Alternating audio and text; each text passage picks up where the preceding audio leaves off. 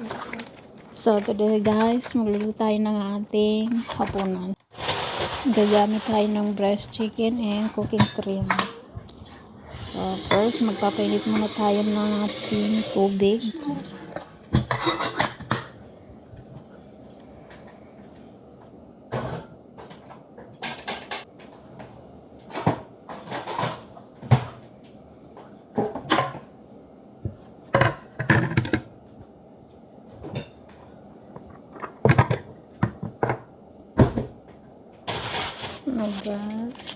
Hindi ko lang sasabihin ko guys. So isang buong bawang yan guys yung ginamit ko.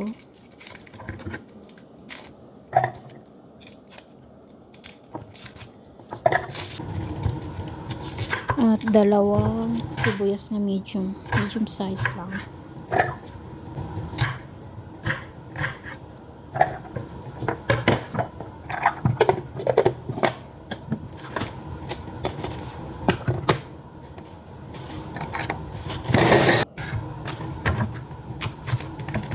Ngayon, i-slice natin yung manok sa may maliliit na paghiwa.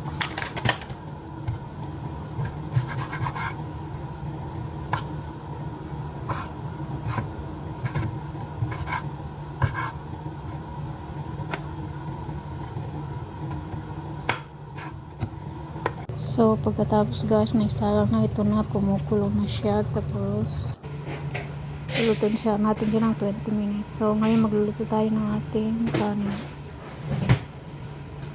Basmati rice yung ginamit ko na rice dyan guys. Indian rice yan siya. Pagkatapos hugasan natin ng 3 beses para malis yung amoy. Maamoy kasi dyan yung rice guys. So pagkatapos dyan, isindihanan natin ang kalan. Maglalagay tayo ng mainit na tubig. Diyan ilalagay natin yung rice. Naglagay tayo ng konting mantika para hindi dumikit yung kanin sa kaldero. Then asin, pampalasa, konting Ajinomoto.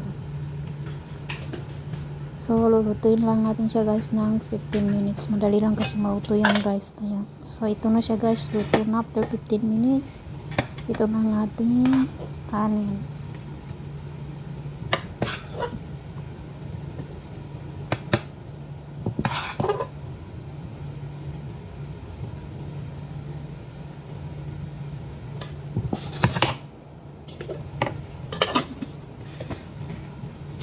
So ito guys ang ating finished product.